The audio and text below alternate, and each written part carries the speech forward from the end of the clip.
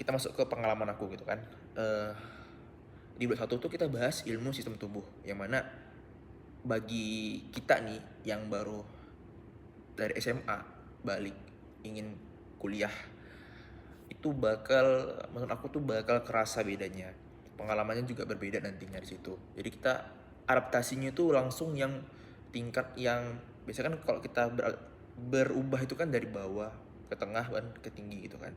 Nah, sedangkan di blok satu ini dia langsung di push harder gitu loh. Jadi teman-teman tuh belajar ilmu sistem tubuh di blok satu, yang mana kita belajar semua sistem, sistem pencernaan, sistem pernapasan, terus ada pembentukan tulang, terus ada sistem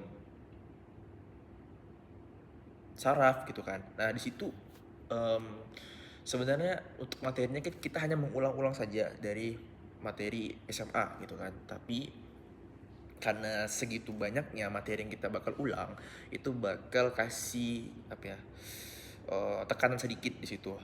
Itu untuk yang mungkin em, materi diskusi kelompok dan kuliah pakarnya kita banyak mengulang-ulang terkait materi yang pernah kita pelajari di SMA begitu. Nah, yang harus teman-teman aware di sini adalah praktikumnya. Karena praktikumnya itu karena kita ngulang semua nih, jadi banyak sekali yang kita hafal, banyak sekali yang kita gambar gitu.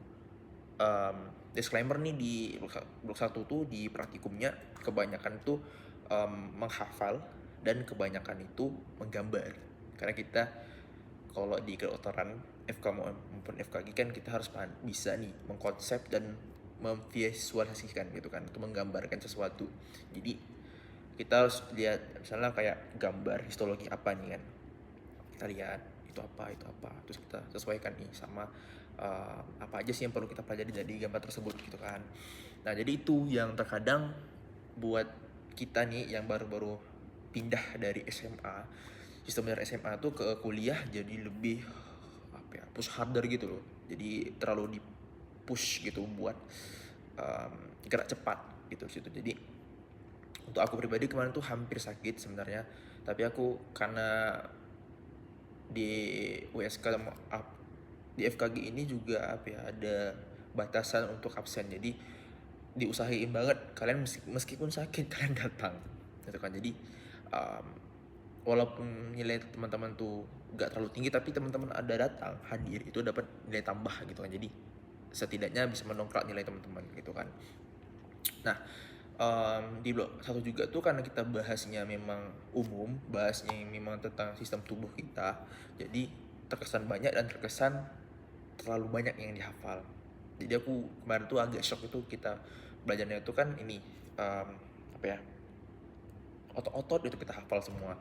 Terus juga kita hafal tulang-tulang, walaupun nggak sebanyak anak FK, tapi memang um, dalam 3 jam teman-teman harus hafal semua otot gitu kan. Jadi teman-teman harus siapin juga mentalnya di situ di awal blok satu terutama. Itu singkatnya tentang blok satu. Terus yang blok 2 nih. Nah, blok 2 tuh kita mulai masuk ke um, pembelajaran gigi lebih umum yang membahas gigi.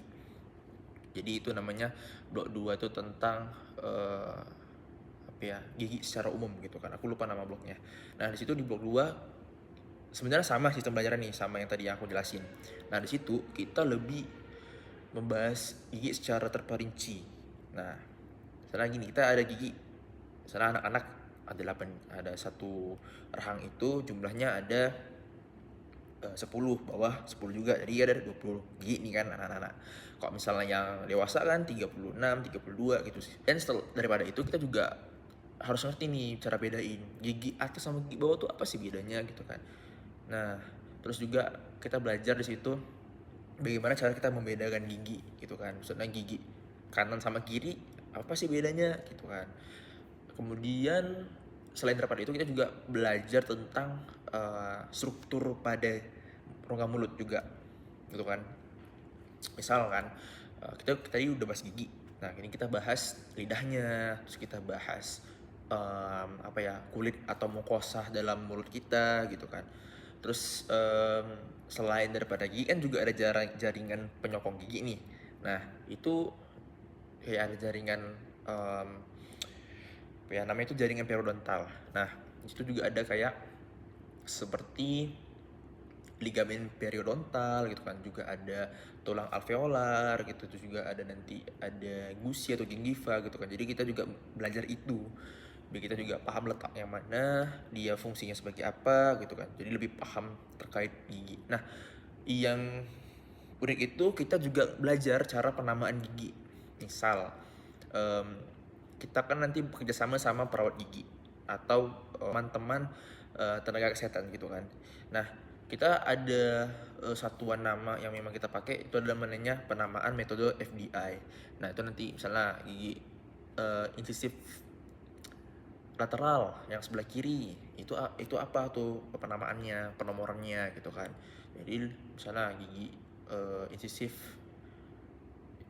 kanan, incisif sentralis kanan, itu kan berarti kan gigi satu-satu. Nanti teman-teman belajar lagi nanti ketika udah masuk di FKG. Jadi itu yang buat kita unik juga di situ. Ada lagi misalnya di blok 2 itu kita praktikumnya lebih seru karena kita bakal nge-carving. Carving itu kita ada balok wax, terus kita ukir-ukir ngebentuk gigi. Nah, satu orang itu nanti dibagi 2 gigi. Nah, 2 gigi. Misalnya aku dapat gigi anterior itu depan, sama gigi belakang posterior. Jadi satu orang tuh harus menghasilkan produk 2 gigi. Gitu. Jadi kita nyambil belajar, ngambil hafal, itu juga ngambil buat kerja. Jadi kita juga perlu time management yang bagus di situ. Overview untuk blok 2 gitu kan. Jadi kalau teman-teman memang tertarik nih sejauh ini dengar video ini, ya let's go. Terus yang terakhir nih di blok 3. Nah, di blok 3 itu kita bahaskan obat-obatan nih, farmakologi gitu kan.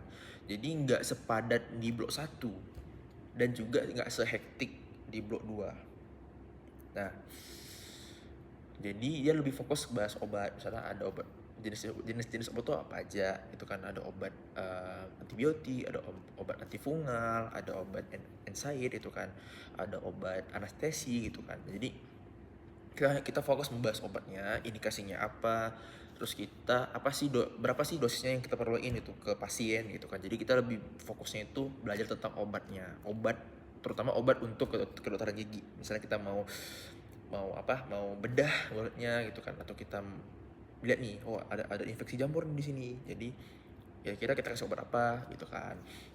Jadi lebih ke pembahasan obat sih di blok 3. Nah itu untuk pelajarannya nih. Nah terus kalau yang uniknya lagi itu kan di ujian praktikum nih, teman-teman pasti udah pernah dengar kan ada ujian OSCE atau ujian tentamen namanya. OSCE itu kita lebih bagaimana cara kita tuh praktik di depan pasien, OSCE itu. Nah di blok 1 kami kedapatan tuh OSCE-nya tuh OSCE terkait vital sign. Jadi kita bagaimana kita ngambil suhu tubuh pasien, kita ngambil tekanan darahnya berapa gitu kan. Jadi kita melatih juga tuh mental kita buat berhadapan sama pasien. Gimana cara kita tuh biar nggak gugup di situ. Terus gini, satu lagi yang tentamen. Tentamen itu dia nanti teman-teman ujian itu kayak kita bareng nih sama satu angkatan gitu kan. Nanti dibagi misalnya 2 sesi gitu kan.